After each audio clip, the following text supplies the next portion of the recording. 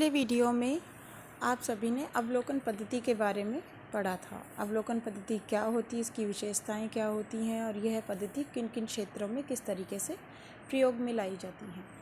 आज इसके प्रकारों के अंतर्गत पहला प्रकार है अनियंत्रित अवलोकन। अनियंत्रित अवलोकन जो है प्राचीन काल से चलता चला आ रहा है। सामाजिक घटनाओं का अध्ययन एक वैज्ञानिक या समाज में जितनी भी सामाजिक सार्वभौमिक घटनाएं जो हुई थी उनका अध्ययन अनियंत्रित अवलोकन के अंतर्गत ही किया गया था। यह एक साधारण क्रिया है। साधारण अवलोकन भी होता है, इसे और भी कई नामों से जाना जाता है। अनौपचारिक अवलोकन, अनिर्देशित अवलोकन या फिर असंरचित अवलोकन। अब जैसा कि इसका नाम है अनियंत्रित अवलोकन, अब इसका मतलब है इसके अंतर्गत अध्ययनकर्ता या अवलोकनकर्ता और अवलोकित किए जाने वाले समूह के व्यक्ति या समूह क्षेत्र किसी पर भी किसी भी प्रकार का नियंत्रण नहीं होता है, चाहे वह सहभागी हो या असहभागी रूप से हो।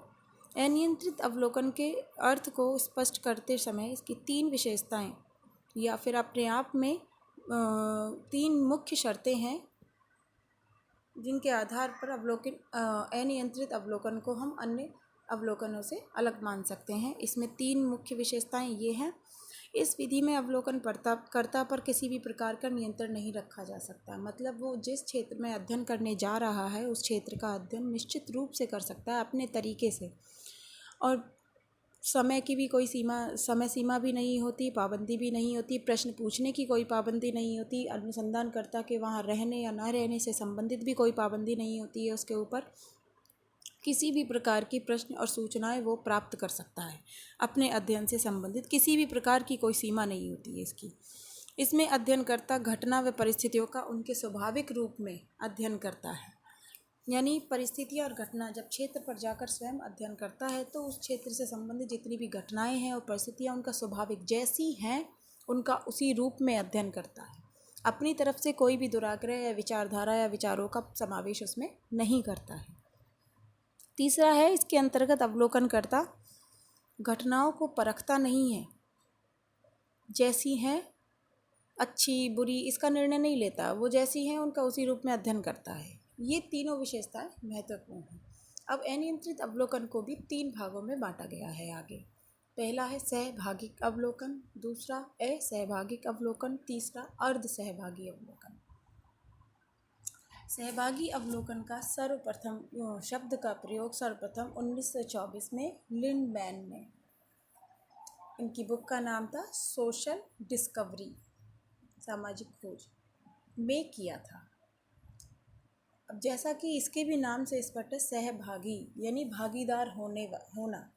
इसमें अवलोकनकर्ता शाब्दिक रूप से ही प्रकट हो रहा है। अवलोकनकर्ता जिस क्षेत्र समूह का अध्ययन कर रहा है उसमें भागीदार हो जाता है, उसका सक्रिय सदस्य बन जाता है और एक निश्चित समय सीमा के अंतर्गत विभिन्न प्रकार की सूचनाएं प्राप्त करता है। इस संदर्भ में विद्वानों की परिभाषाएं भी हैं।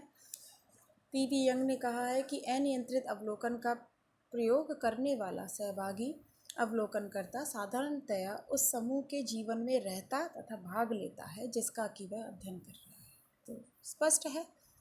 पीएच मान ने भी इस संदर्भ में कहा है कि ऐसी दशा जिसमें अवलोकनकर्ता अध्ययन किए जाने वाले समूह की सामान्य गतिविधियों में स्वयं भी भागीदार बनता है।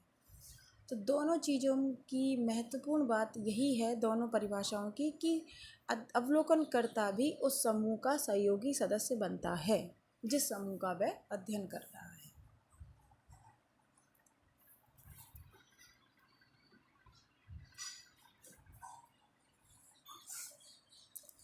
सहभागी अवलोकन इस सिद्धांत पर आधारित होता है कि किसी घटना का निर्वचन तभी शुद्ध हो सकता है जब वह बाह्य और आंतरिक दृष्टिकोण से मिलकर बनी हो। इस प्रकार उस व्यक्ति का दृष्टिकोण जिसने घटना में भाग लिया, जिसकी इच्छाएं एवं स्वार्थ किसी न किसी रूप से निहित थे, उस व्यक्ति के दृष्टिकोण से निश्चय ही कहीं अधिक यथार्थ और भिन्न होगा जो सहभागी न होकर केवल ऊपरी विवेचनकर्ता के रूप में घटनाओं का अध्ययन कर रहा है या अध्ययनकर्ता के रूप में बाहर से घटनाओं का अध्ययन कर रहा है या सूचनाएं संकलित कर रहा है। यानी वह व्यक्ति जो समूह का सहभागी सदस्य बनकर आंतरिक और बाह्य सूचनाएं प्राप्त करता है, उस व्यक्ति के बजाय ज़्यादा अच्छी सूचनाएं प्राप्त कर सकता है जो व्यक्ति बाहर से ही सूचनाएं अवलोकित करता है अपने अध्ययन से संबंधित।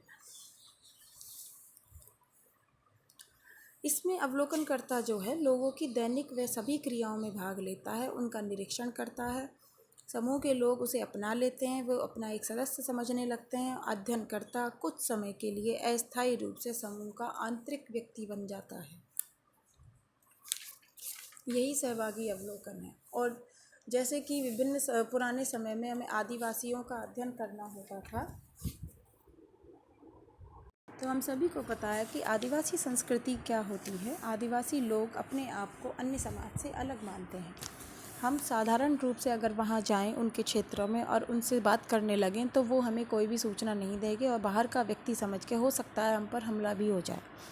तो पुराने जो सामाजिक मानव शास्त्री थे या फिर अध्ययन अवलोकनकर्ता जो थे, वो क्या करते थे कि जिस समूह का उन्हें अध्ययन करना है उस समूह की प्रारंभिक जानकारियाँ प्राप्त करने के बाद वहाँ जाते थे, अपने आप को इंट्रोड्यूस करते थे वहाँ पर, और किसी एक ऐसे व्यक्ति को पकड़ते थे जो आदिवासियों से भी फेमिलियर है और अवलोकनकर्ता से भी फेमिलियर है।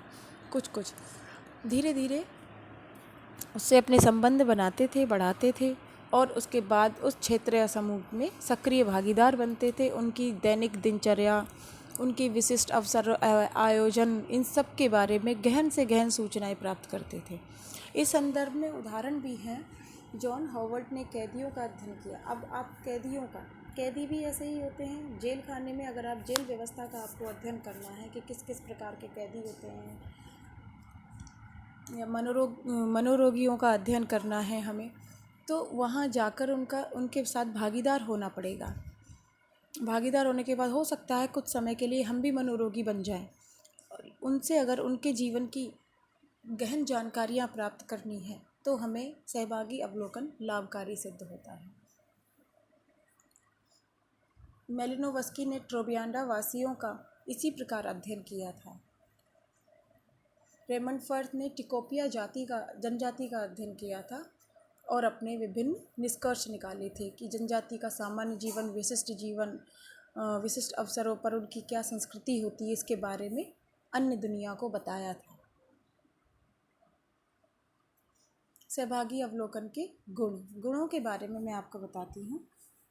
सूक्ष्म व गहन अध्ययन नाम से इसका साधारणतः स्पष्ट होता है कि जो व्यक्ति समूह का सक्रिय सहयोगी सदस्य बन जाएगा, तब सूचनाएं प्राप्त करेगा तो गहन से गहन सूचनाएं भी प्राप्त हो जाएंगी। दूसरा, वास्तविक व्यवहार का अध्ययन। इसमें अध्ययनकर्ता या अवलोकनकर्ता समूह की घटनाओं और प्रकृति का जैसी वे हैं वैसे ही अध्ययन करता है, अपनी तरफ से कोई विचार नहीं जोड़ता है, तो इसलिए वास्तविक व्यवहार का अध्ययन होता है। अगला है संग्रहित सूचनाओं की सत्यापनता, और जो सूचनाएं उसने संकलित की हैं वो सही हैं या गलत हैं, इसके सत्यापनता भी उसी समय हो सकती है। अगर उसे कोई डाउट होता है अपने अध्ययन के दौरान तो उनके दोबारा उस क्षेत्र में जाकर उस क्षेत्र की गतिविधियों का पुनः निरीक्षण कर सकता है और अपनी सूचनाओं की सत्यापनशीलता के बारे में जान सकता है। अगला है स्वयं अवलोकनकर्ता का सामुदायिक जीवन एक दर्पण। इसके अंतर्गत सहभागी अवलोकन में अवलोकनकर्ता जो है समूह का सहयोगी सदस्य बनता है और घुल मिल जाता है, और इसी दौरान वह अपने आप को भी भूल जाता है और उसी सामुदायिक जीवन का अपने आप को सदस्य मानने लगता है, और समूह के अन्य व्यक्ति भी उसे समूह का सदस्य मानने लगते हैं और उन्हीं की तरह व्यवहार करने लगता है, और वह अपने आप को एक ऐसे समाज के आगे खड़ा मानता है जिससे वह पूरी तरह अनभिज्ञता और एक दर्पण का काम करता है। सरल अध्ययन व विश्वसनीयता। सूचनाएं अध्ययनकर्ता या अवलोकनकर्ता स्वयं संकलित करता है और उनका निरीक्षण परीक्षण भी स्वयं करता है, इसलिए जो प्राप्त तथ्य व आंकड़े हैं या सूचनाएं हैं वो विश्वसनीय होते हैं। सहभागी अवलोकन के दोष। अब प्रत्येक विधि में गुणों के साथ साथ कुछ उसके दोष भी होते हैं। अब इसमें दोषों में क्या है? पूर्ण सहभागिता संभव नहीं। माना कि हम अवलोकनकर्ता के रूप में अगर कहीं जाएं और वहां सूचनाएं एकत्र करें, तो पूरी तरीके से सहभागिता संभव नहीं होती है। कारण ये है कि हम एक अलग जगह और परिस्थिति के लोग होते हैं, और जल्दी से कोई भी जनजाति या आदिवासी समूह हमें भी अपने आप को शामिल नहीं करेगा हर क्षेत्र में। हम उसके लिए बाह्य व्यक्ति ही हैं, वो कितना ही हमसे फैमिलियर हो जाए। और हम भी हर जगह सहज महसूस नहीं कर सकते, क्योंकि आदिवासियों की या फिर किसी अन्य क्षेत्र की दुनिया, अन्य क्षेत्र की गतिविधियाँ और दैनिक दिनचर्या जो है वो हमसे अलग होती है, और उसमें जल्दी से एडजस्ट कर पाना बहुत मुश्किल काम होता है। इसलिए पूर्ण सहभागिता संभव नहीं हो पाती है। वैश्विकता का अभाव। अवलोकनकर्ता स्वयं सूचनाएं संकलित करता है, इसलिए ज़रूरी नहीं है कि जैसी सूचनाएं वैसी ही संकलित करेगा जो उसे सही लग रही हैं, या उसका जिस पर मन है, या उसे लगता है कि ये सूचनाएं मेरे लिए उपयोगी। ज़रूरी नहीं है कि कुछ सूचनाएं वो इसके संबंध में या आंकड़े या फिर तथ्य वह छोड़ भी सकता है महत्वपूर्ण ना समझकर। तो इसमें वैश्विकता का भी थोड़ा सा अभाव हो जाता है। और अध्ययन का क्षेत्र सीमित। एक बृहद अध्ययन क्षेत्र वृहद सूचनाएं प्राप्त करने के लिए यह विधि अनुपयोगी है, एक निश्चित क्षेत्र तक ही उपयोग में लाई जा सकती है। आलेखन की समस्या। जब अवलोकनकर्ता सूचनाओं या घटनाओं का अध्ययन कर रहा होता है, निरीक्षण परीक्षण कर रहा होता है, कभी कभी वह उन्हें सारी घटनाओं को लेखबद्ध नहीं कर पाता है। परिस्थितियाँ वश ऐसी परिस्थितियाँ हो जाती हैं। तो याददाश्त और मेमोरी बेस्ड सूचनाएं जो होती हैं वो विश्वसनीय हों, यह आवश्यक नहीं है, क्योंकि हम मानव स्वभाव है, भूल जाते हैं क्या लिखना है क्या नहीं लिखना। तत्काल में जो सूचनाएं लिख ली जाती हैं वही मानी जाती हैं, और अगर बाद में कोई सूचना मेमोरी के आधार पर लिखी जाए तो ज़रूर कहीं ना कहीं अविश्वसनीयता का समावेश हो जाता है उसमें। तथ्य छूटने का भय, ये उसी से संबंधित है। भूमिका सामंजस्य में कठिनाई, यानी दो भिन्न भिन्न भूमिकाएं होती हैं, आदिवासी की भूमिका और अवलोकनकर्ता की भूमिका। दोनों भूमिकाओं में भूमिका द्वंद्व या संघर्ष की स्थिति उत्पन्न हो जाती है कि एक भूमिका का पालन करते समय दूसरी भूमिका भी अवैध हो सकती है, दूसरी भूमिका का पालन करते समय पहली भूमिका। तो इस संबंध में अवलोकनकर्ता भूमिका सामंजस्य का या संघर्ष का शिकार भी हो जाता है।